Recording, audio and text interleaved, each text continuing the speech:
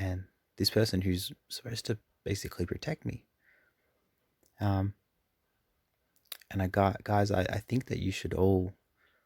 I'm not saying you should do what I'm doing, but it's really helped me. Um, Also, this hyper alertiveness now, it does affect me sometimes, but we have the upper hand, guys. We are aware. Like, that's such an awesome thing that us as those victims of narcissistic abuse are aware.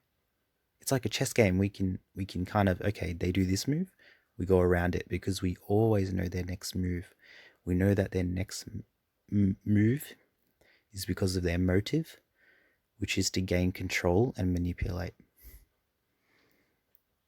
And that's such a blessing, guys. It's such a damn blessing. Um, I'm going to just keep on talking because it's just really coming to me right now, all this really good information.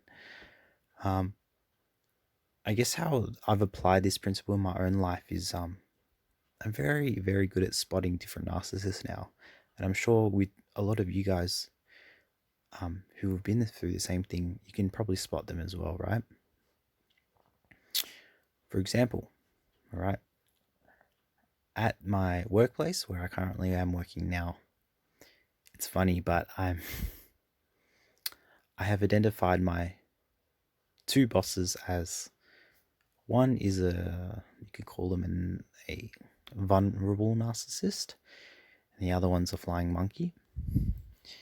But they both are very similar. They both are, I would say, they're vulnerable narcissists, and I've got into a few conflicts with them because of the rash things that they have said to me regarding work. And I'll just give you an example, but one of them was regarding an injury that I sustained at work, and I basically told them I had a heart to heart. I was like, hey, I want to have a meeting or whatever. In this meeting, I told them that I was getting pain in an area of my body due to the work that I was doing for this person. And the response of this person was,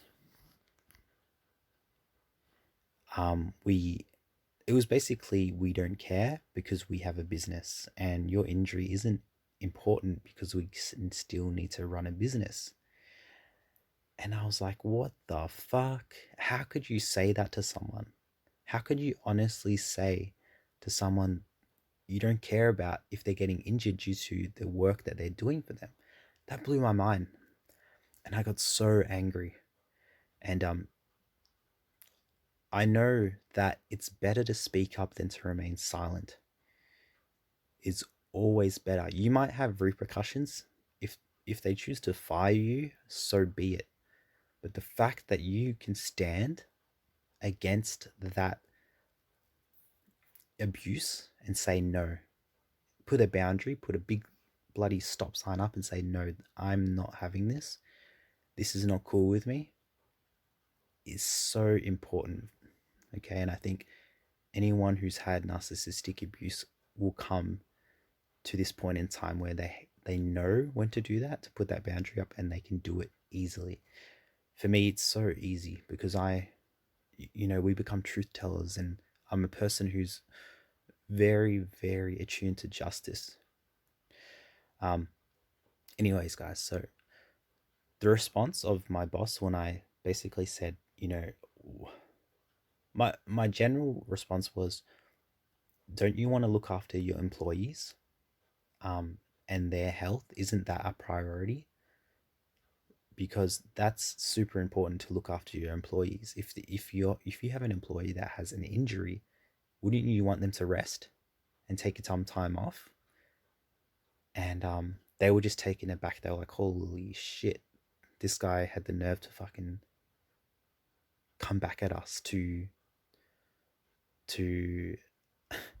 challenge us.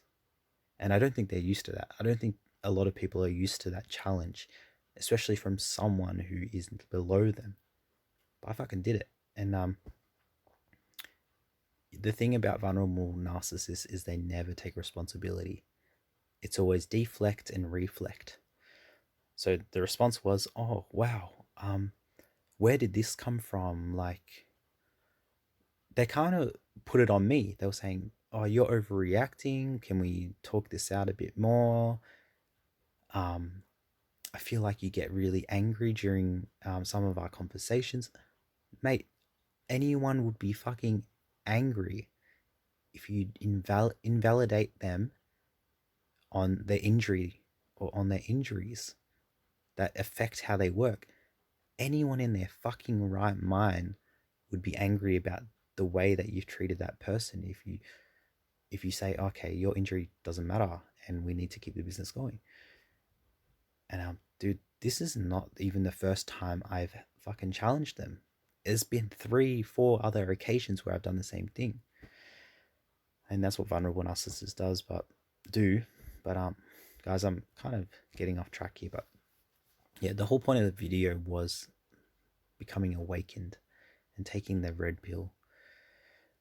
And yeah, I honestly think that it's a very pivotal moment, and you feel sad. You feel sad that you lose people in your life emotionally. Even for me as well, if you are a truth teller or scapegoat individual, is that you realize that people's faithfulness is fleeting, and it is not constant. And I know this is going to be a really sad thing to say, but honestly, it's true. There's so much flying monkeys, so many flying monkeys and enablers that won't stand by you, that will not stand up for what's right. This is something I had to let go of as well, was that some of these people in my family systems never truly had my back. So it wasn't just the narcissists and the covert narcissists, but it was also the flying monkeys, the enablers, the people without a backbone. And how crazy is that? They won't even stand up for what is right. And I had to kind of let go of them. I had to become